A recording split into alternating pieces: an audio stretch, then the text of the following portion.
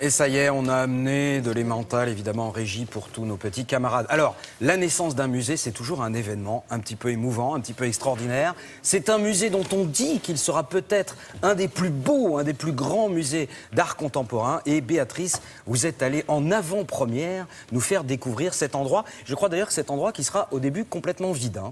Non, il n'est pas complètement vide. Il y a déjà une partie de la collection exposée dedans. Mais c'est vrai qu'au départ, ils ont voulu mettre peu de choses dedans pour pouvoir admirer le lieu en tant que tel, pour rendre hommage à son architecte Franck Gehry, qui est un des plus grands architectes du monde. Alors, on parle de quoi? On parle de la fondation... De la fondation Vuitton, évidemment, au Bois de Boulogne, dont on entend parler déjà depuis plusieurs semaines, mais on voyait quelques images, mais on ne savait pas trop. On avait le droit de filmer l'extérieur, mais pas l'intérieur. C'est vrai qu'on a eu de la chance, parce qu'on a pu y aller avant tout le monde. Moi, j'ai été la première à voir... Cocorico. Voilà, Cocorico. Il faut le souligner, ça a été compliqué, mais on y est arrivé. Et effectivement, on découvre cet écrin qui a donc été demandé par Franck Gehry, parce que quand Bernard Arnault a voulu ce musée, il a voulu quelque chose d'exceptionnel, mais vraiment exceptionnel. On dit qu'il était à Bilbao, qu'il a vu Guggenheim et qu'il a dit « mais c'est extraordinaire, il nous faudrait ça à Paris ». Mais Guggenheim, de toute manière, quand Franck Gehry, qui est connu depuis les années 70 en Californie, il a fait beaucoup de choses en Californie, mais quand il a fait le Guggenheim, en Europe, c'est vraiment là qu'on l'a découvert. Et tout le monde voulait son Guggenheim en disant ce lieu est absolument fantastique. Ça avait fait boule de neige.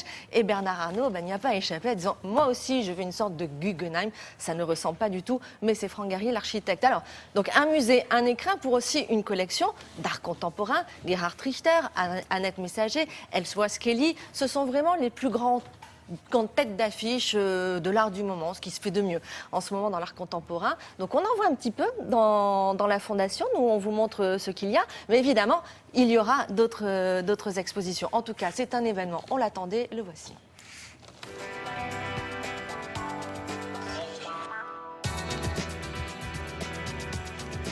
Paris, Bois de Boulogne, un musée vient d'éclore.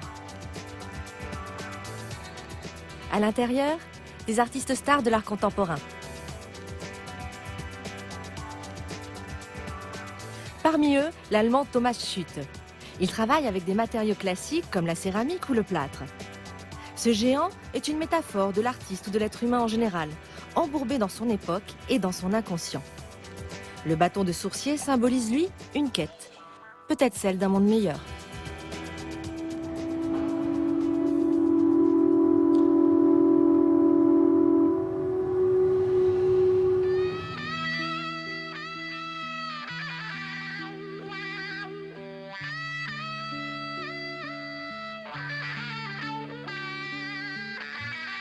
On retrouve ici Bertrand Lavier qui a commencé sa carrière en 1970. Enfant du pop art et du surréalisme, ses œuvres jouent souvent avec les matériaux et les émotions visuelles. En 2005, il réalise cette œuvre en néon, très 70s.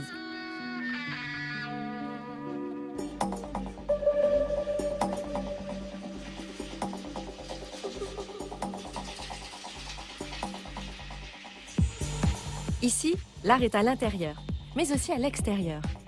Le jeune artiste Lafur Eliasson investit une terrasse de la Fondation avec une œuvre monumentale créée spécialement pour l'occasion. C'est aussi ça l'idée du bâtiment de Franck Gehry, faire cohabiter les arts plastiques et l'architecture. J'ai passé toute ma vie avec les artistes et je pense que le rôle d'un bâtiment comme celui-ci est d'inspirer les artistes. D'expérience, je sais qu'il joue avec les volumes. Et ce bâtiment a été conçu pour cette interaction et pas uniquement pour être regardé seul.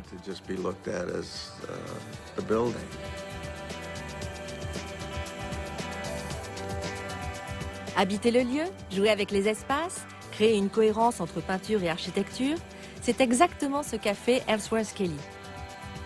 Il a habillé de grandes toiles monochromes les murs de l'auditorium de la Fondation. Kelly est né en 1923 et c'est une figure majeure de l'art abstrait américain. Ce n'est donc pas un hasard s'il est très apprécié des collectionneurs. Avec une collection d'art prestigieuse et un bâtiment époustouflant, la Fondation Vuitton a fait le pari de devenir un haut lieu de l'art contemporain. Et quand pourrons-nous admirer cette petite merveille? Alors voilà, là, on vous le montre en avant-première. Sachez qu'il ne sera ouvert au public qu'à partir de lundi prochain, mais le week-end précédent, donc le week-end prochain, ce sera gratuit. Comme quand un musée ouvre ses portes, en général, le premier week-end est gratuit et ça ne fait pas exception. Donc gratuit le week-end prochain. À mon avis, il y aura du monde, sinon ça ouvre le lundi suivant. Voilà. On va aller voir ça de très près. Tout de suite, c'est la revue de presse culturelle présentée par Patrice Rumden.